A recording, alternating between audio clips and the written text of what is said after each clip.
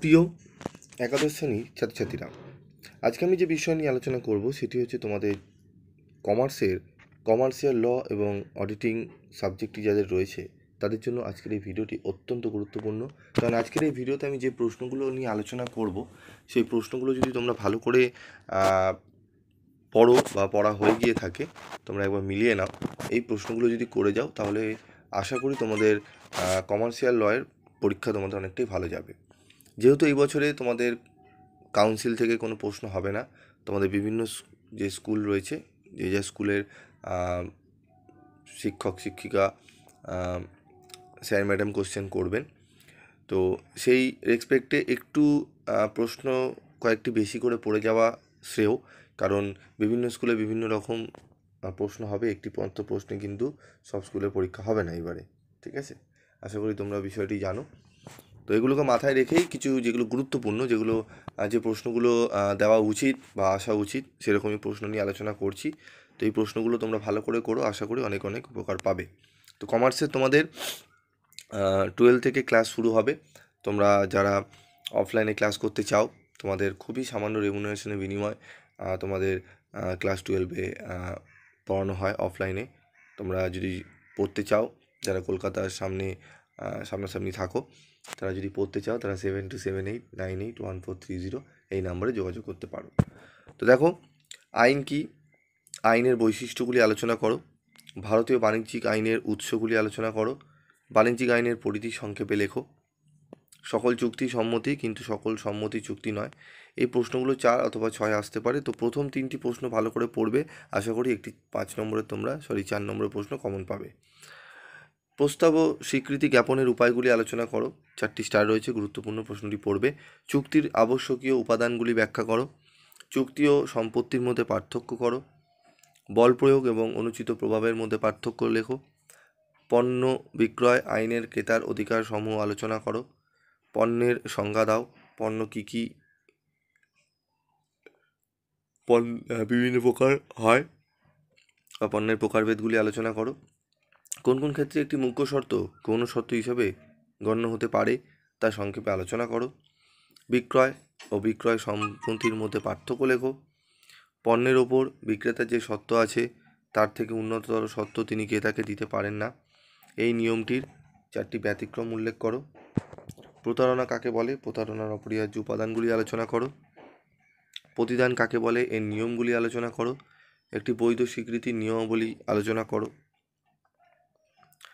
প্রতিদান নেই চুক্তি নেই, এই নিয়মের ব্যতিক্রমগুলো কী কী, 4টি স্টার রয়েছে, অবশ্যই পড়বে। সম্মতির আবশ্যকীয় উপাদানগুলি আলোচনা করো। চলে আসবো এরপর অডিটে। তো লয়েড আমরা 18টা প্রশ্নের মধ্যে যেগুলো স্টার মার্ক রয়েছে, 15টি প্রশ্ন যদি পড়ে যাও তাহলে তোমাদের লয়ে আশা করি সমস্ত প্রশ্নই কমন পেয়ে যাবে। তো ভিডিওটি কেমন লাগলো তোমরা অবশ্যই জানাবে এবং বন্ধুদের মধ্যে শেয়ার করবে, এবং যদি তোমরা পড়তে ইচ্ছুক হও, তোমাদের কিন্তু যত্ন সহকারে এখানে করানো হয়। তোমরা খুবই সামান্য রেমুনারেশন রয়েছে, তোমরা পড়ে দেখতে পারো বা যোগাযোগ করতে পারো। প্রিলিমিনারিস অফ অডিটিং, নিরীক্ষক একজন হিসাবরক্ষক নন, সংক্ষেপে ব্যাখ্যা করো, নিরীক্ষার উদ্দেশ্যগুলি আলোচনা করো, হিসাব নিকাশকরণ ও নিরীক্ষার মধ্যে পার্থক্য আলোচনা করো, নিরীক্ষার গুরুত্বগুলি আলোচনা করো, নিরীক্ষার পরিধি আলোচনা করো। ঠিক আছে, তাই 2, 3, 4, 5 পড়লে তোমরা একটি প্রশ্ন কমন পাবে। চলে আসবো এরপর পরবর্তী চ্যাপ্টারে। সরকারি নিরীক্ষা কাকে বলে, অন্তর্বর্তীকালীন নিরীক্ষার সীমাবদ্ধতাগুলি আলোচনা করো, অভ্যন্তরীণ নিরীক্ষা ও অন্তর্বর্তীকালীন নিরীক্ষার মধ্যে যে কোনো 4টি পার্থক্য লেখো, সরকারি নিরীক্ষার সুবিধাগুলি আলোচনা করো, ধারাবাহিক নিরীক্ষা ও পর্যাবৃত্ত নিরীক্ষার মধ্যে পার্থক্য লেখো যে কোনো 4টি, আংশিক নিরীক্ষা কি এর সীমাবদ্ধতা আলোচনা করো, পূর্ণাঙ্গ নিরীক্ষা ও আংশিক নিরীক্ষার মধ্যে পার্থক্য লেখো,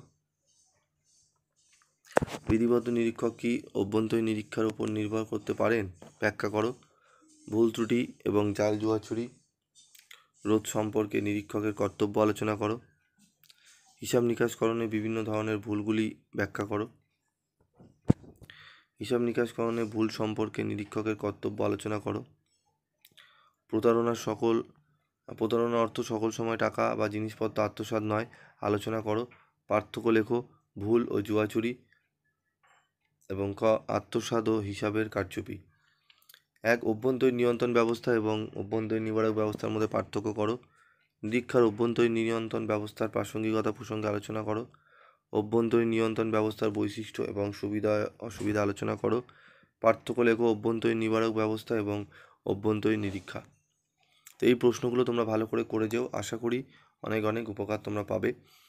তোমাদের পিবি স্টাডি ক্লাসে তোমাদের কমার্স বিভাগের 11-এর এবং 12-এর কমার্সে এবং বিকমের সমস্ত কমার্স সাবজেক্টে তোমাদের সাজেশান দেওয়া হয়ে থাকে এবং গুরুত্বপূর্ণ কোশ্চেনগুলোর অ্যান্সারও দেওয়া হয়ে থাকে।